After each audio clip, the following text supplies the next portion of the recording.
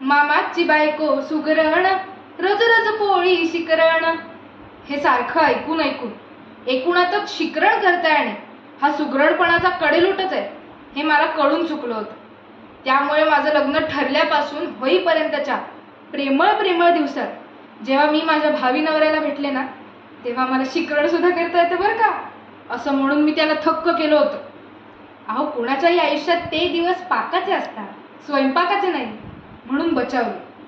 नाहीतर एखादी गोष्ट स्वयं करण्याचा मला किती आळस आहे हे तेव्हाच त्याला कळलं असतं ना, तर माझं भावी आयुष्य त्या भावी नवऱ्याच्या अभावी जाण्याचाच धोका होता.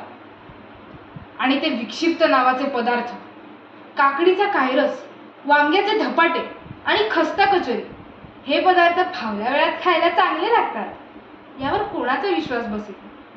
आणि आता तो आधुनिक पाकशास्त्राचा पुरस्कार, नोकरीला जाणाऱ्या बायकांसाठी सोपे आणि झटपट होणारे पदार्थ चोहूकडून अंगावर यायला लागले होते माझ्या.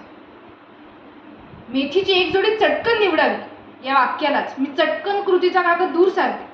कारण त्या पुढे ती चटकन धुवावी, चटकन चिरावी, चटकन फोडणी करून पटकन परतावी, चटकन थोडीशी खसखस वाटावी, पटकन तिची पूड करावी, चटकन थोडेसे शेंगदाणे भिजत घालावे, पटकन त्याला सोलावे.